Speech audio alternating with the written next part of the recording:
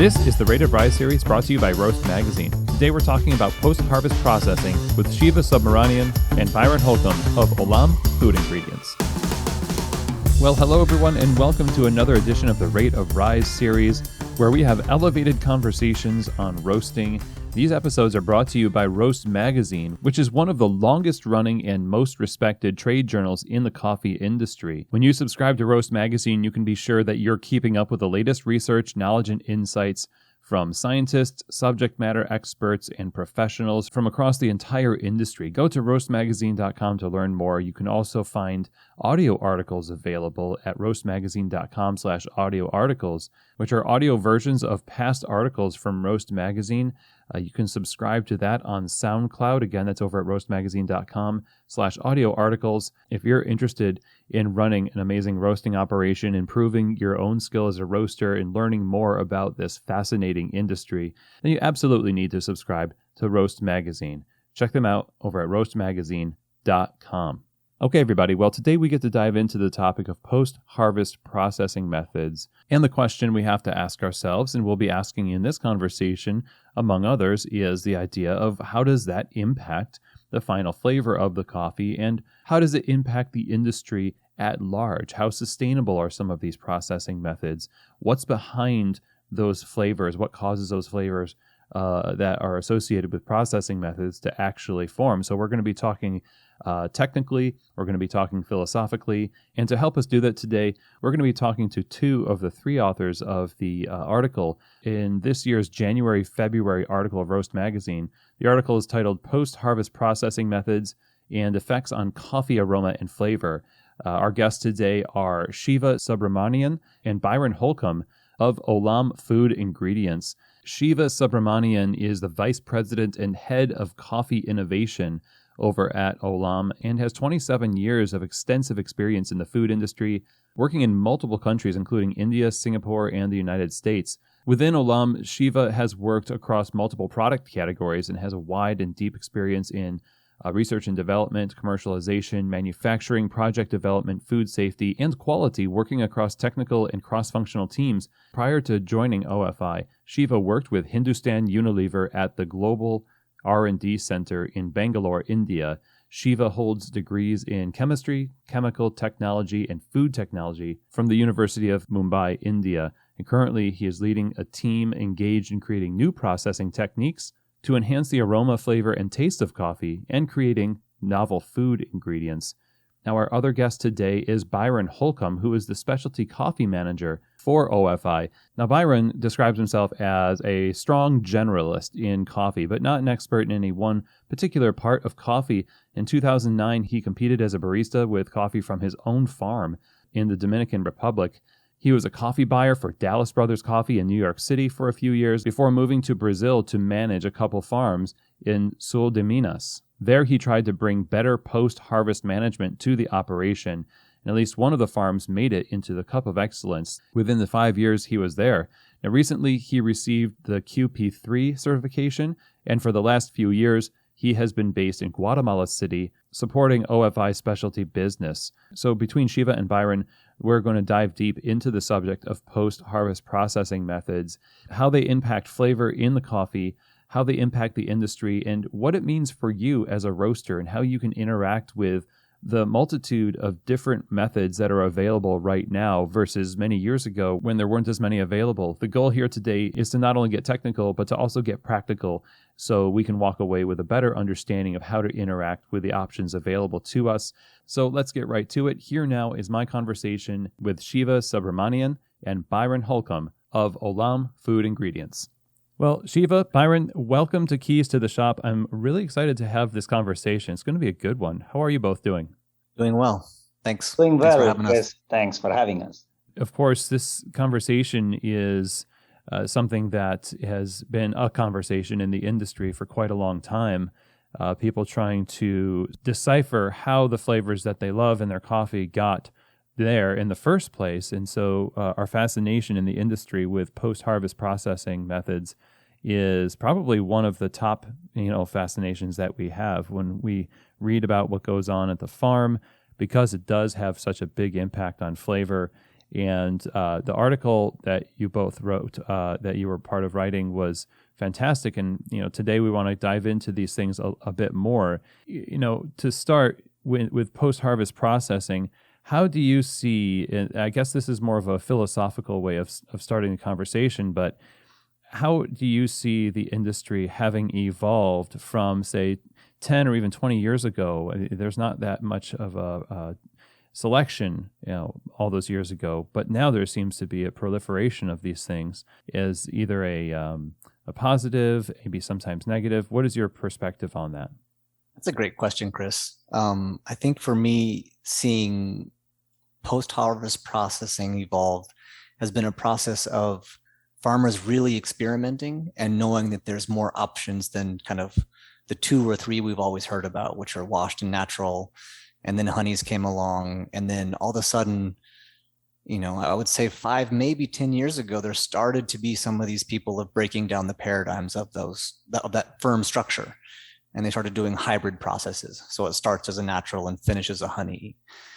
And now with all of these new technologies and techniques coming into the market, I think it's a pretty exciting moment. And personally, I see it as a good thing. I see it as farmers really trying to maximize the flavor potential they have on their farm, and looking at other opportunities of moving your farm up the mountain or changing varieties. Those are really long-term commitments. And yet a post-harvest processing technique or experiment, as we call them, or little pilot, that could be done on a single harvest. You could do 10, 15, 20 different experiments and really explore what your farm, your varieties have to offer.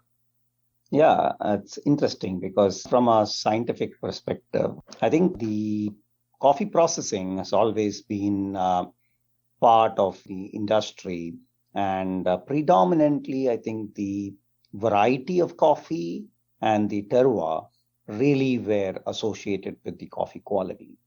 I think it was around the late 90s that the information started coming out in terms of, what is really coffee processing or what happens during post-harvest processing. And I think the advancement of science has really now allowed us to have a real peek into what goes on during post-harvest processing. And that has actually, I would say, increased the curiosity of the scientists. And that has led to information going into, what is really happening in this processing versus another. And that has led us into the area of understanding the complexity and the dynamics of what is actually happening through the microbiome. And I think that is good for the industry because we have come from not really bothered to having a lot of information about what happens during post-harvest processing. And I think as consumers get to more and more knowledge about this, their curiosity is going to further increase. And that is going to create a whole set of new innovation in the entire coffee industry. Was science always so involved in this process on farms? And when did that really change in terms of, just traditional post-harvest processing versus then a more scientific approach to post-harvest processing where you get to dissect the things a little bit more? I think going back to the 1980s, if you look at ASIC, which is a body that deals with the Association of Information and Science in Coffee, I think their 9th symposium conference really happened in the 1980s. And I think that's where the first set of group of scientists really came together to put together information, scientific information in the coffee business. There were many areas within the coffee business itself. So it starts from species, the Arabica and the Robusta, and then the varieties within each of these species. And then there was specifically on agronomy and then harvesting and post-harvest processing. And then obviously the following steps to that, which includes, the roasting, the grinding, the brewing, and the consumption. So, ASIC really started to sort of put up information on all these areas since the 1980s. I think it was in the 1990s when really the microbiome became understood, and the word microbiome really started. People started looking at the diversity of the microorganisms that were in these conditions, in this processes that was happening. And the advances in DNA, I think, understanding of the advances in the DNA replication, the understanding of the ability to decipher microorganisms really changed in the 2000s, and the technology became very affordable. And that's when researchers started to understand, okay, what happens in wet processing, what happens in dry processing, and what happens, say, in between the hybrid processes. Then there has not been any stopping in that. And alongside, I think there's also significant research happening in terms of what are the consumer preferences? Why do people like a certain type of coffee? And how can we meet those consumer requirements? I think when these two come together, that's when the power of science and really has been growing. And that's the brief history of where it all started. That's really interesting that the discovering how things happen behind the scenes of these traditional processing methods, opening up the opportunity for people to, a democratic movement, I guess, to democratize this process of dissecting what's happening and actually controlling the process more, allows people to sort of rewrite their legacy or what they're known for. I imagine up until that point, you were just going along with the traditional processing methods, and the consumer's opinion of your coffee was largely based on the way your coffee had always been processed. But now people with a long-standing history of a certain flavor associated with their coffee can change the script or flip the script on what they're known for and confound people and say, well, it doesn't taste like it's from this origin because what I know from this origin are these three things, and this doesn't taste like it. And now it's because people can shift the results in the direction that they want versus what the industry has largely known that origin for. And so if it feels like not only does science help people progress, but then I guess it helps the consumer have a more open mind for what they can expect from a producing country. Absolutely. Now, as we talk about this, I want to talk a little bit about the processing methods themselves. Obviously, we'll start with the majors, the natural and the washed. And the way it was broken down in the article for Roast Magazine, you're talking about natural processing as dry processing. A lot of people associate the fruity characteristics of a coffee, maybe a natural process, with something that is going to be a little bit more acidic. And at the same time, the actual acidity of a natural process is lower compared to other coffees. And I wonder if you could speak to that and talk about those flavors associated with the natural process and why the acidity is actually lower, yet it has those fruit notes that people would maybe associate with acidity in coffee. Yeah, so from a scientific perspective, so one of the first things we ourselves had to do in our business was to sort of make sure that we as a business really understood each of these processing methods as we were trying to dwell into the processing, post-harvest processing of coffee itself. So we created the famous poster that is now it was published in the Roast magazine. That poster allowed us to sort of try and understand a little more of what is actually going on. So if you take the dry processing method, one of the most important things to recognize there is that the coffee cherries, which are kind of the microorganisms really kind of live on the surface of the cherries, are given enough time to actually penetrate into the pulp part of the cherry and perform the magic of really metabolizing the available sugars and to produce what is known as the metabolites. We have both primary and secondary metabolites there. The most important other aspect that is actually going on during this is that the coffee's cherries are also drying out. And drying out as a physical exercise may be related to removal of moisture. But remember that there is a living material inside that cherry, which is the endosperm and the embryo of that coffee seed itself. And what the coffee seed is actually experiencing is what is known as the drought stress, or it is now experiencing a stress of lack of water. And so what happens is during the natural process, as the coffee cherries are drying, say between 10 to 25 days, there is a type of microbiome that is now able to survive there is changing. At the same time, the endogenous metabolism of the seed itself is now adapting to that new drought stress. So both these processes are happening simultaneously.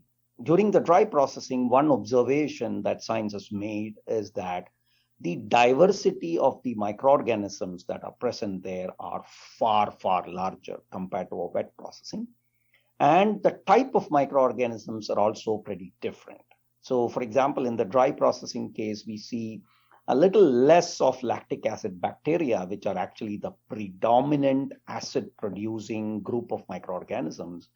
And whereas a lot of yeasts, such as Pichias and these Candidas and the Saccharomyces, are actually starting to survive under lower water availability conditions. So the bacteria kind of find it difficult with less water, but the yeasts are now kind of surviving that osmotic stress. And the yeasts are actually producing metabolites, which are kind of a little more of higher alcohols and esters compared to the lactic acid bacteria, which tend to produce a little more acid. And that really is actually manifesting in the coffees itself. Now, alongside, remember, the endogenous seed or the metabolism that is going around on the seed itself. Now, the seed has to survive this drought stress. So what is happening is it is now producing metabolites such as gamma-aminobutyric acid, which is actually a drought stress metabolite. And that is now part of, it is embedded into the seed itself.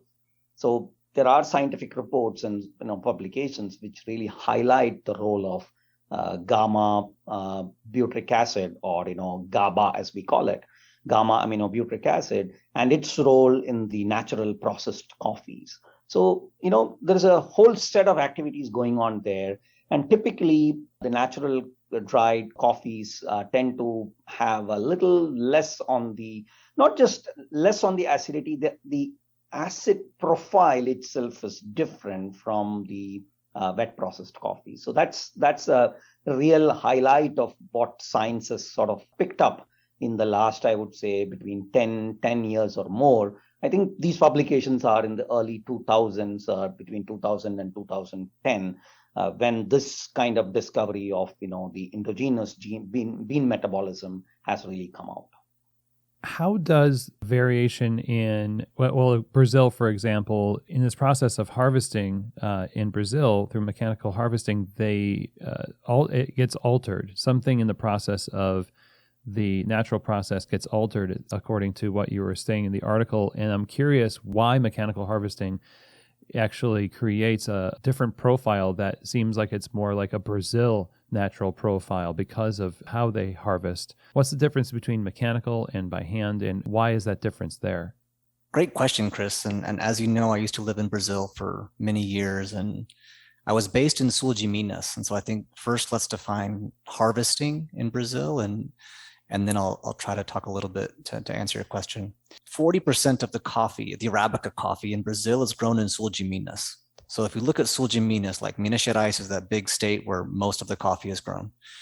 And then in the south of that, the whole across the bottom of it is a very mountainous region. Now, these are Brazil mountains. They're not, Guatemala mountains where it's like a dead vertical wall that coffee's being planted on. But it's very hilly, right? There's almost no real flatland. And so when we say mechanical harvesting in Brazil, like the big coffee pickers that everyone thinks pick all the coffee in Brazil, that's only 50% of the coffee. So 50% of the crop is actually picked with mechanical pickers. And if you look at Sul de Minas, which is where most of the coffee is grown, definitely less than 50% is picked with those pickers because it's in the mountains. It's really hard and it's really dangerous to drive those kinds of huge, $200,000, $300,000 machines across the side of a mountain trying to pick coffee. One thing that, I ran 2 farms when I was there. And so one thing that I was jealous of, and this is kind of the crazy part, I was jealous of the guys who had mechanical pickers because they could actually do a better job or they could do as good a job at picking coffee as some manual pickers, like hand pickers, even in countries like, Mexico, Guatemala, Colombia. And that's because the coffee ripens on the top of the tree first, and then on the lower section of the tree second. And so a mechanical picker that's calibrated to do what's called a selective mechanical picking, the vibrations are dialed down, only bars are put on the top of the tree, and it's driven very slowly, and you can extract incredible pickings. Even in Guatemala, where I currently live, 3% of the pickings are green, right? And so it's never 100%. There's always some greens. And a lot of these mechanical pickers, when they're properly dialed, can get down to 5% greens, which is a pretty incredible thing. So when those kinds of cherries are picked mechanically and dried on patios, the profile actually does push more towards your Central American natural, let's say, more fruity, more sweet, more dynamic. I think the other way that naturals happen in Brazil on, like the farms that I ran, everything is strip picked in the mountains. And so you put the tarp under the tree, you use the shaking hands, sometimes they're called Freddy Krueger hands, to comb the coffee out of the tree. Or you just, like, we call it milking, right? Because it looks like you're milking the tree. You're just pulling all the cherries off at once. So you pick the whole tree, it comes down. If you're a farm that does the pulp natural process, that means you have a floater. And so those floaters are what become your naturals. And so that's where these kind of raisin or tree-dried naturals come from. Those tend to have your little bit more caramel. I think that process, that Siva was really eloquently describing, that started on the tree already before it hits the patio. And so there's a flotation separation, and that's where a lot of the naturals come from when the farm does the washed or pulp natural process. The other side, what's going to create that more caramel, more chocolate heavy profile is that drying rate. So, Brazil is got a near perfect weather pattern for coffee. So it's very dry, it's very windy, and it's very sunny during the harvest. It can even be kind of cold. So you can be, standing in the sun and want to put a jacket on, but that wind and that intense kind of sun really is you can dry coffee pretty quickly in Brazil without much risk of rain. And so when you accelerate that drying pattern for a natural, you tend to push the coffee towards simpler profiles. When you have, and you're starting with a coffee, like I said, that was already starting to dry on the tree, it's already a floater. But on those farms that are doing mechanical picking selectively, as we call it, and dry it slowly in the sun and not really push that, that drying rate, you can get pretty beautiful, amazing coffees. How am I supposed to know? Let's say I'm a roaster and I'm searching for some green to buy. Is there any indication that I can tell about different drying rates and how people have calibrated or processed or not processed, but picked their coffee, so I can know that I might get a coffee that tastes either chocolatey or a little bit more fruity, like that Central American, like you were talking about? I'd say that your biggest indicator is going to be in the cup. I mean, when you taste it, you know it. And then knowing where you're buying from, I think there are farms that are tuned into this and they do a good job with it. The other element to consider is the weather. And so this year has been pretty challenging for Brazil in terms of having that kind of perfect, harmonious, ripe trees. And so, when Brazil has a nice rainfall pattern, which means good rainfall outside of the harvest, and then a nice dry harvest, the overall crop quality goes up. And so part of it is out of the farmer's hand when it comes to that. But in terms of a roaster looking forward, I would say really focus on the cup and try to know who you're buying from. And then maybe you can chase some of that information down. But I wouldn't say there's like a certain color in the bean or a certain bean size to look at. But I would say those coffees probably don't come from Sulji Minas. They're probably more like Cerrado or Triángulo Minero or other regions. Yeah, the other part of it, you could actually use the green coffee importers, or in our business we tend to have a little more information in terms of or at least we can actually get more information through some measurements, such as measurement of the sugar content of the green beans itself, or measurement of the volatiles after a certain roasting profile. And we can definitely discriminate. And I think about a year back, we got 6 coffees from our Brazil specialty coffee group, and we looked at the volatiles from Soliminas and 3 other regions in a variety of different coffees, and we could actually decipher the difference in the volatiles, the aroma volatiles. And we could actually pretty well classify them in terms of what was really fruity versus what was just a clean cup. So that's possible, but for an average roaster, I think as Byron put it, I think it will be in the cup. We can definitely help in that process, because when you have an array of cuppers looking at coffees from all over the world, the recommendation that some of our cuppers can provide to roasters will be very, very valuable. And that is kind of another way of linking up with, the coffees that you want, and, what can you expect out of it. How much of the terroir of the coffee itself is masked, if you will, by a natural process? And in that question, I suppose I'm trying to guess how much terroir you could actually ascribe to the natural process itself, or the mucilage of the cherry contributing some unique personality of place to the coffee, or is a cherry more or less throughout lots of different regions, and the true personality of a coffee is actually within the seed? That is a great question, and I think there's no such thing as a short answer to it, really. But I think terroir does still play a major role. I think terroir is kind of the base that the flavor of the process is added to.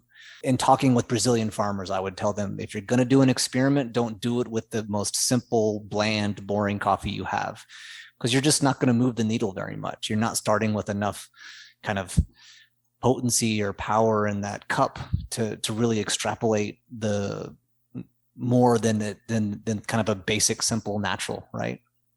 And so I think terroir still does play a major role, but it's not uniform. It's not like terroir is 30% of the cup or 50% of the cup and process, and natural is the rest. It really depends on the terroir and then of course the genetics. Yeah, the way I would put it is that genetics and terroir definitely have a role in deciding what is going to be the composition of that pulp and that mucilage. Second, it also has a very important role in deciding what is going to be the composition of that coffee bean itself. Now, what we are doing through natural processing is we are allowing the diversity of microorganisms during the drying process to work on the sugars that are present in that mucilage and the pulp, and convert them into metabolites.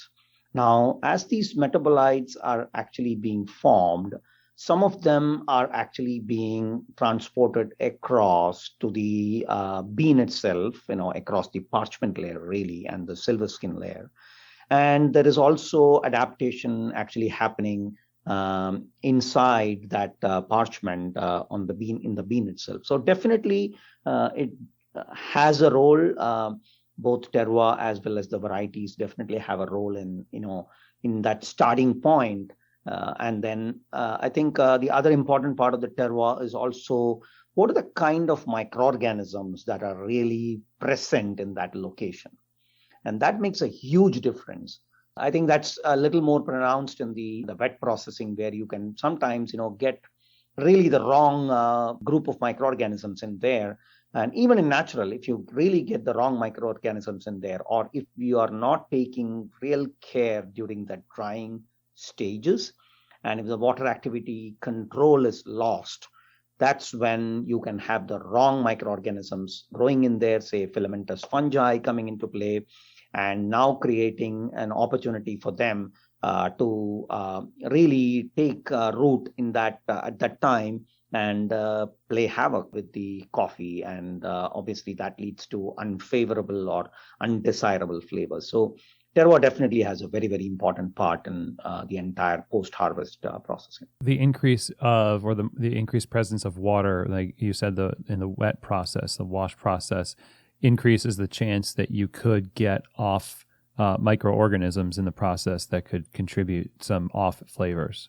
Yes, I mean, that can happen definitely in natural processing as well, because, that's why in natural or dry processing, the most important part is to have real attention to detail during that drying stages, especially the middle stages. And the raking and the turning of the coffee in the beds or the patios are very, very critical to maintain uniformity of drying. Now, in the case of wet processing, what is happening is, just like how I explained in the case of dry processing, it is to do with drought stress. In the case of wet processing, it is to do with anoxia or lack of oxygen, because now the pulp wet parchment is really submerged in water, and that leads to lack of oxygen stress, or known as anoxia. And that again triggers a set of different physiological changes inside in the bean itself. And what the wet processing now allows is attraction of a lot of lactic acid bacteria, because that they are present, they're kind of omnipresent.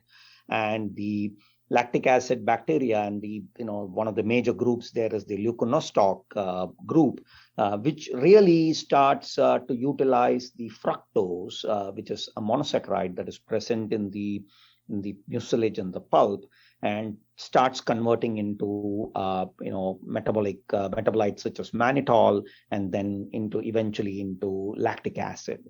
And lactic acid bacteria are the ones which really take over at that point of time, and the yeast then come and start playing a role as the lactic acid bacteria does their job. And the yeast will now look at what is the metabolites that are available for them to convert that some of the sugars into alcohol, or higher alcohols, or what is known as fusel alcohols in chemistry. That is now going to start a whole new pathway of metabolite production. So it's on dry processing, we are talking about drought stress, and wet processing, we are talking about lack of oxygen stress. So very interesting, two different types of processing and leading to pretty different results.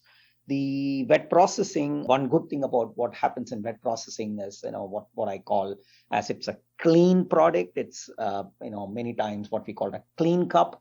And that's what I call, because of the washing stages that follows the fermentation itself, as the mucilage is degraded and we try and remove that. In this process, we can also, take away some of the undesirables that have actually been produced during that fermentation process. So, yeah, the wash process, I would characterize it as typically a clean cup and a, bright cup, or a crisp acidity.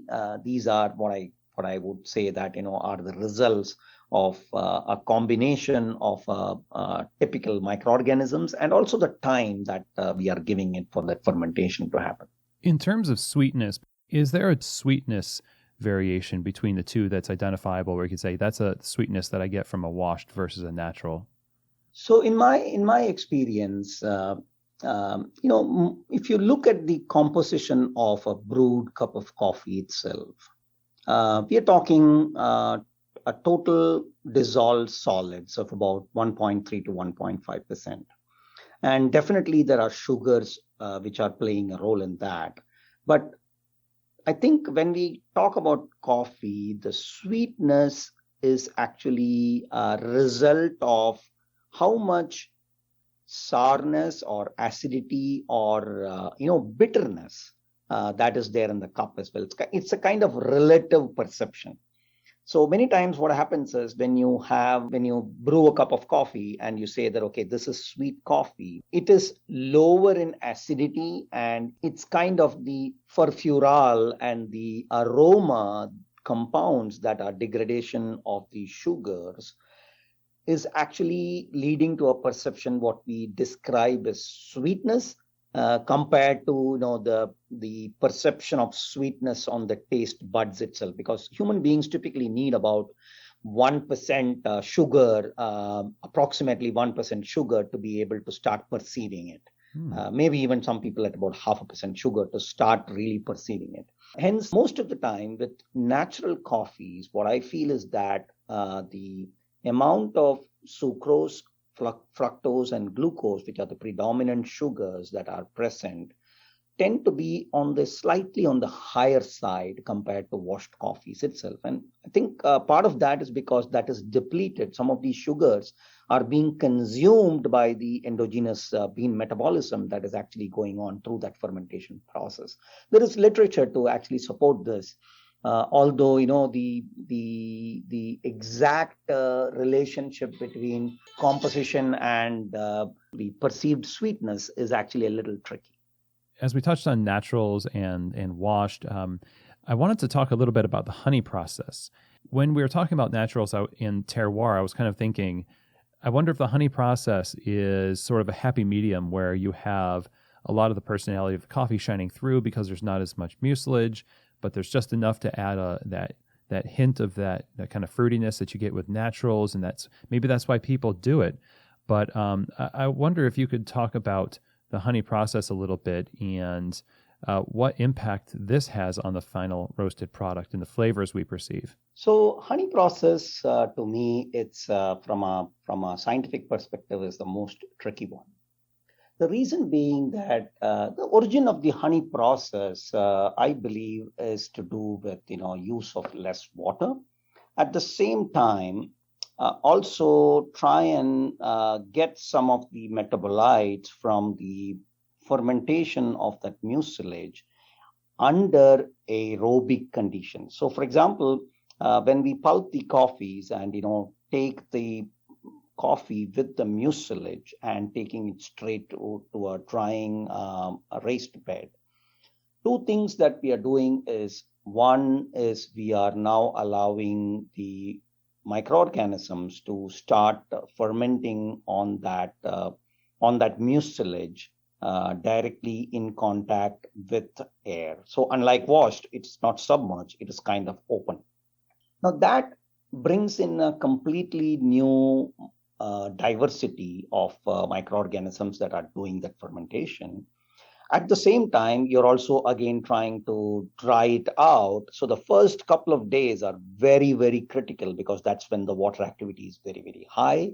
And if you don't turn the coffees during the first 2 days, which is actually very difficult because you don't really want to do much to that coffee, to that wet mucilage laden parchment that is actually on that raised bed, and you're allowing that fermentation to kind of intensify. Now, if we don't, if we play with it too much, that fermentation is not going to happen very well. So you are going to kind of heap it. And on the other hand, if you heap it for too long or the weather goes off in those days, you can get some rapid growth of filamentous fungi in there. And that can lead to pretty moldy, musty kind of aromas in there. So it's a very delicate balance that goes on. The good thing is once the coffee is actually dried well, you have a little more broken down sugars that are now available for that transport to really happen from across the parchment membrane. Now, how much of that really happens, what happens to that endogenous bean metabolism is really not being studied as much as in dry or in wet fermentation. I'm sure there are many scientists in the world who are very curious about this and trying to do this. But what we have found is that when we have found some anaerobic fermented, honeys, we found one or two specific, aroma compounds such as, methyl esters of butanoic acid or beta-adamecion, which are actually very, very unique and, fruity in nature. And that really has raised the cup scores, but it's tricky. It's not easy. It's a hit and miss. That's why I feel that, people don't experiment too much in the honey kind of area. They tend to stick to natural, or they go the washed way. And the honeys are typically what I call, micro lots or experimental honeys, where sometimes, you can hit, top scores in there, and sometimes, it can go the other way. So honestly, tricky bit. Yeah. Yeah, Steve, I couldn't agree more. I've had good success in processing coffee over the years of working on farms and now working based here in Guatemala, except with honeys. It's just been up and down, and you try to do everything the same, and you try to control, and you try to look at what's creating those fruity notes, and it's just really, really difficult. One thing I just thought was a really fascinating experiment that I did during the QP3 process is we did a underwater fermented, but we aerated the water coffee so that lack of oxygen was no longer the case in an underwater fermentation. And I was certain that it was going to destroy the coffee. The coffee didn't really smell good when it came out. And I had already made up my mind that this was not going to taste good. And I cupped them blind, and which one was fruitier? The one that had more oxygen, not the one that we aerated. And that's kind of where I think you can connect this oxygen presence to fruitiness that Siva is describing in a couple of those special honeys. But like he said, I mean, it's a really tough process.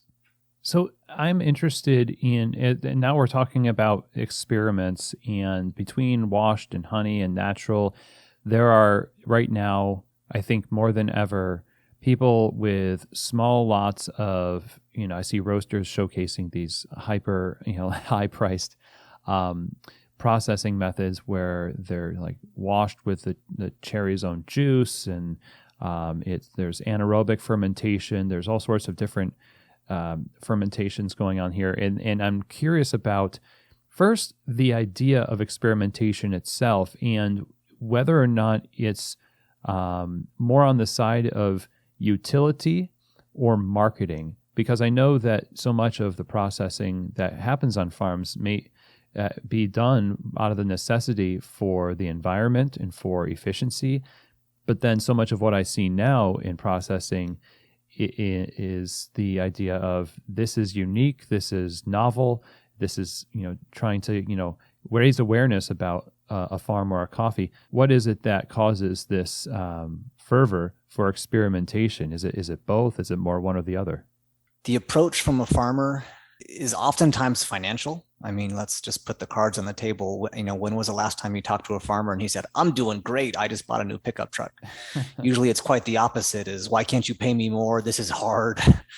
Labor goes up every year and you keep my price the same, and the seed market is volatile." And so I think there's a lot of financial incentive for a farmer to try to extract as much value, AKA flavor, out of his or her coffee. And so I think that's kind of where the idea of experimentation is kind of encouraged. Just like you had said, some small roasters are selling very expensive coffee. I'm sure they paid the farmer well, and that farmer, we have a saying in Brazil where, like, the cowboy radio travels faster than anything else in the world. And so it's like, one farmer sells one lot for a good price and he tells all his neighbors, and all his neighbors try to do the same. And so I think that's part of it. The other is, that farmer who's really trying to, maybe who already has a name, but is trying to either redefine what they're known for, or again, extract a little bit of extra value out of their terroir and their genetics. I think that's the general kind of farmer perspective. I think to add to that, I think, the fundamental on this, the whole purpose of this experimentation to me is actually two-part. One is, how can you differentiate? So there is a given variety, there is a given terroir. Now, what are the other levers that you have to differentiate the coffee that you produce in your farm, or for an organization to say that, okay, this coffee is actually more valuable compared to something else? The second is, what is practically feasible? So I think these two combinations play into what leads to that processing, post-harvest processing variations that people are trying. And I think it's good because that's how most of the food industry itself, if you think back many years back, how yogurt was made and how yogurt is made today, or how sourdough bread for the famous San Francisco sourdough bread was made and how it is made today. And maybe even wine has dramatically changed. And I think there is a need for experimentation along with the consumer need for experiences is actually pushing these experiments and, trying to create value for everyone in the entire supply chain. It's really interesting to think about how connected we are now and the experimentation making a difference in visibility for certain farms. And I'm just trying to think about, and I want to ask you as a follow-up to that is there a danger that the identifier that people are trying to get, it is, now nobody has a personality anymore because everyone's doing the same thing, so you can't really associate terroir with any particular region. And so it's not that you're becoming unique, it's because everyone's unique that everyone starts to not be unique. I think, not everyone needs to go to new processing methods, if you ask me. I think, the most valuable part of the post-harvest processing is for farms or locations where currently the terroir and the varieties are not getting them to their potential, and the post-harvest processing changes that they would actually make would actually elevate the whole quality of their coffee. For a coffee that is already at 85 or 88 or 90 points, there is no point in doing that. And I think that unique identity should continue and that should prevail. I think it's what post-harvest processing variations do is allow the elevation of that entire coffee base. And it allows the consumer to actually benefit from that entire base. And not everyone is a coffee enthusiast, but I think more and more people, as they learn more about in this information age, and today, I think people know that coffees from certain region are you can expect a certain aroma and flavor expectation from them. Their expectations are going up, and I think. To me, post-harvest processing is most valuable when it is actually scaled in locations where they are, say, the 78s and the 79s and the 80 score, and how can you really push them to 82, 83 and up scores. So that sort of improves the value of that for that entire supply chain there, all the way starting from the farmer can now get more value for their cherries. The processors can, get a higher value. The entire chain, the roasters can actually do an even more wonderful job of roasting that to create, to really bring out the aromas, and then the consumer can enjoy that. So today, if you look at a consumer, what we do is we take our coffees and then we add a shot of vanilla flavor to that, or amaretto flavor to that, and we are doing that at the late end anyway. Why not do that in the coffee itself in a natural way and upgrade the quality of that coffee? So I think that's where, to me, post-harvest processing has a real value. I also think to your question, Chris, about if we're all unique, then we're all the same. Is we're kind of in a bit of a pendulum. A lot of these techniques are trends, right? And I think we're probably reaching the peak of this, creativity. And, we've seen coffees that are fermented with, strawberries and passion fruit and oranges, and we're probably reaching the kind of the peak of that pendulum, and then in a few years that'll kind of like maybe consolidate in a few like defined processes, and then in 15 years, if we have this same podcast and same conversation, it'll probably be the next level of very refined things that we're adding to the coffee to extract more flavor, and we'll say it's a trend, but I think this is kind of that pendulum of new opportunity and excitement, and it'll continue to a point, and then it'll probably consolidate. Yeah, agreed. And I like the pendulum analogy, and also to your point, Siva, we were talking about where you're talking about people adding vanilla, and then adding similar things to fermentation tanks, flavoring the coffee. In the post-harvest processing, I think that has been an example that people have given. I think myself as well, been saying it's kind of like that, and it's a branding opportunity, it seems, for farmers who need more power and ownership of the supply chain. And of course, branding is one of the major levers to pull when it comes to power in marketing. So I can see a lot of benefit there. But you also mentioned scalability, and not every processing method that's done in these small experiments is actually scalable. And I'm wondering, what processing methods out there right now would you say are the most promising for scalability that will move the lever or move the needle in the direction of higher scoring coffees or more enjoyable coffees, and it's accessible for small farmers, and it's not just something that's novel and inaccessible?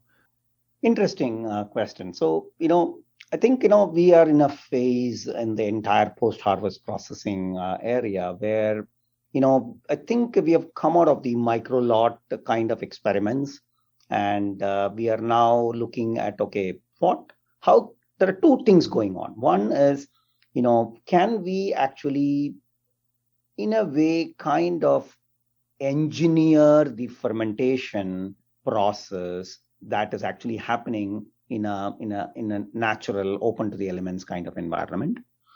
Second, instead of a heterogeneous fermentation that is happening, so that means multiple microorganisms playing at the same time, can we have a little more homogeneity to it?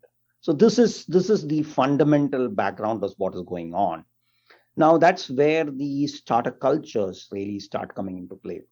And commercial starter cultures are typically commercially available yeasts that really came from the wine industry, that came from the baking industry, are being tried. And I think the fastest way to scale up is obviously going to be the wet processing, because in a wet processing you have a finite system in a tank.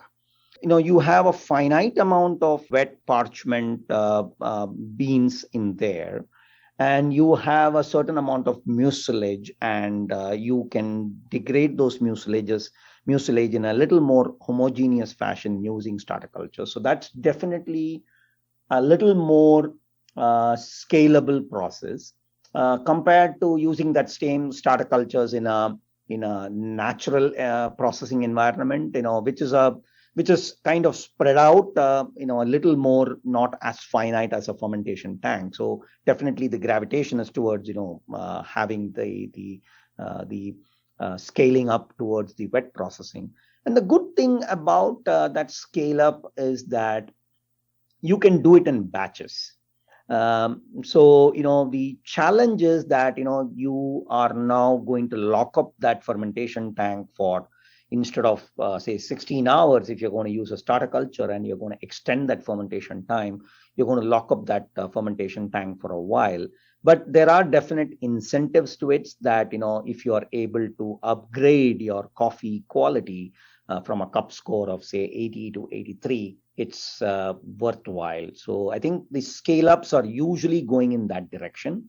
That said, experiments are also happening in the natural processing area, and also even in honey, people are experimenting. So definitely, starter cultures is probably the first scale up that's going on, and then there is going to be definitely multiple starter cultures who are going to show up.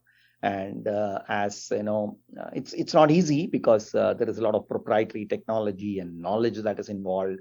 And as that gets more and more available, the variety of the starter cultures is going to change, and along with that, the type of process used and the scale up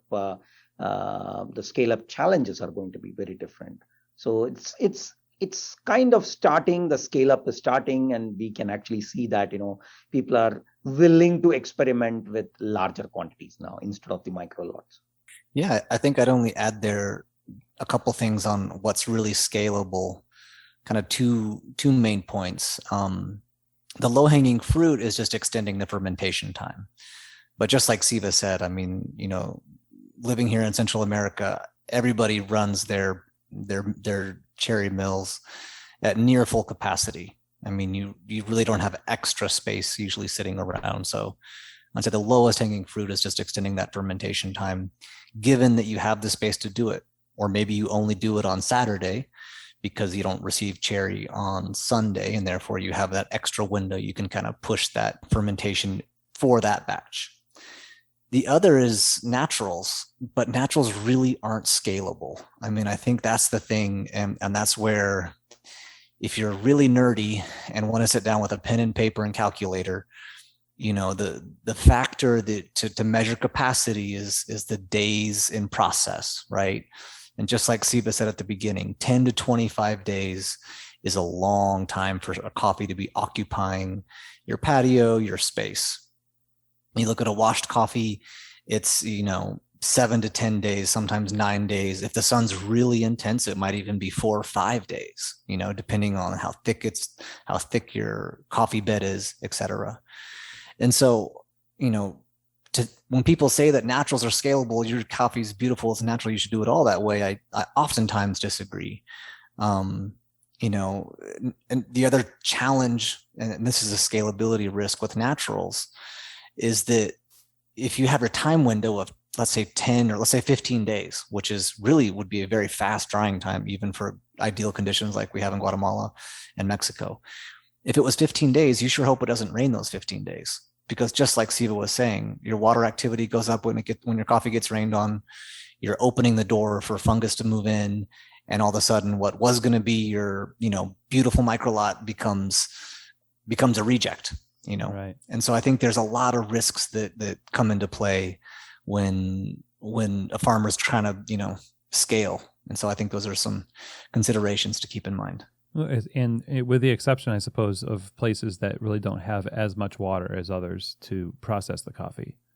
Yeah, I mean, if you don't have the water, then I think you should be using a demucilager to wash coffee. The other factor there is the weather. Like, what is your drying capacity? When you do the analysis of capacity in a cherry mill, you look at every kind of like production unit. So like, how much cherry can your receiving tank hold? How much cherry can you float? How much cherry can you depulp? How much cherry can you wash? And almost always in every cherry mill, the bottleneck is drying, and that's what takes. And a lot of that is because that's the most expensive part of your processing, in part because of the time it takes to dry the coffee, but also just the investment. I mean, big mechanical dryers are expensive. Large patios are expensive and require a lot of labor and good weather. And so, yeah, if you don't have the water, then you don't have as many options. And sometimes that means it can push a region to have more of a cherry culture, right? And I mean, they sell their coffee at cherry, because a bigger company with a bigger truck can take it somewhere where it can be processed. There's always a market, there's always a way, but it's not always straightforward. And what might be most beneficial for the farmer in that case would be keep as much of that on the farm as possible, or at least my guess would be, instead of having to employ, well, you're talking about the cherry culture, if you have to get it processed by somebody else, they have to get paid. And, you don't have as much value staying where on the farm. So it seems like if you're going to do some kind of a processing method that's going to benefit you, it's going to stay on your property and within the farm. Correct. That's one way. Or you kind of find a partner who's willing to share the risk and share the reward with you. I remember traveling in Mexico with one of our farmers and asking him, just transparently, I said, look, you have a huge farm, your agronomy, great varieties. Have you ever thought about, milling your own coffee? And he said, no, I don't want to do that. I love it. I deliver cherry. I get paid. I can pay my workers. By the end of the harvest, I'm fully cash. I've got all the cash in my bank and I'm good to go. I don't have to process my coffee and wait to get paid and hope that it ships on time. And I don't want to have to do that. And I thought it was a very kind of, not everybody wants to take their coffee the next step, and he's a serious player in the region. Well, my final question here for us is the idea of how roasters interact with farmers through importers or directly. Are your buying decisions encourage certain practices?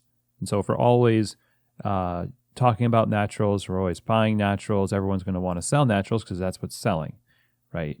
And yep. I think a lot of us have been thinking about sustainability. It's why I was asking about, scalability and what's better for that, because if we as roasters want to contribute to a more sustainable ecosystem, literally, it seems like we would be more mindful of what we're actually voting for with our dollars. And so, in your opinions, what can roasters do to create a more mindful demand while at the same time fulfilling the variety that I believe we've got a lot of our customers used to, having naturals and washed and different novel processes on the shelf.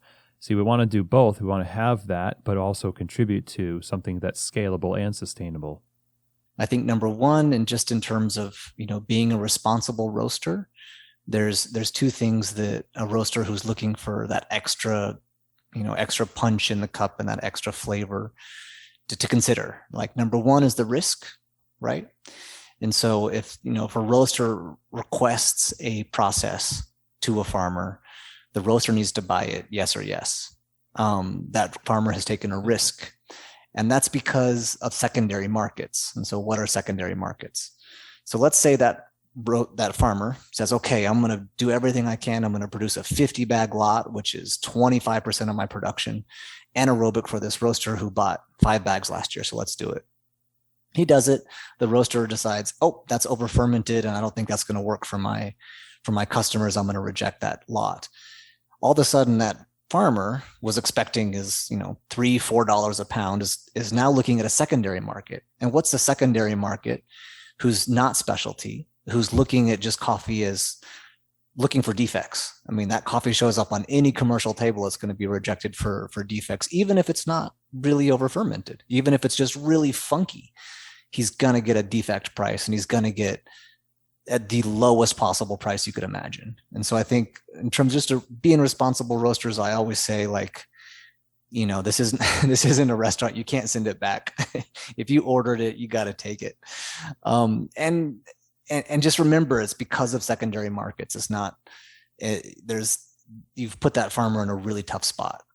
When voting with your dollars, I think there's two methods that I think kind of rise to the top for me. One is demucilaged coffee. I know a lot of people may not agree with me on this because kind of what Siva was talking about, washed coffees having more acidity. But I really do believe that a well-processed demucilaged coffee represents a lot of upsides in the supply chain. Number one, a significant decrease in water consumption. We've seen numbers between 30 and 80% of water savings, which is a massive amount of water. The cup of a demucilaged coffee compared to a washed coffee, if you read the scientific research, is unconclusive. Some reports Some articles have said there is a difference. Some articles have said there isn't a difference. In my opinion, as a coffee person, the cup score oftentimes is the same, but the profile is different. So a demusilaged coffee is a little bit more body driven, a little bit sweeter, in my opinion. And a washed coffee is going to have more acidity, maybe a touch more of fruit notes because of that, those metabolites that have migrated through the parchment during the fermentation process. And the other process that I think you can vote for your dollars with is naturals. It's not viable for everybody. It's not viable for all farmers to just switch over to naturals immediately. But given the conditions, there's nothing wrong with experimenting. There's nothing wrong with finding creative ways to start a natural on the patio and then maybe finish it in a dryer, or find way, or wait for that harvest window when you have that space to dry the coffee on the patio. Maybe your last few pickings, for example. As long as spring doesn't come early, you're going to have a great coffee. Those are kind of my two processes that I think represent the most ecological, responsible way, you could say. That sounds heavy, but to support kind of the whole chain.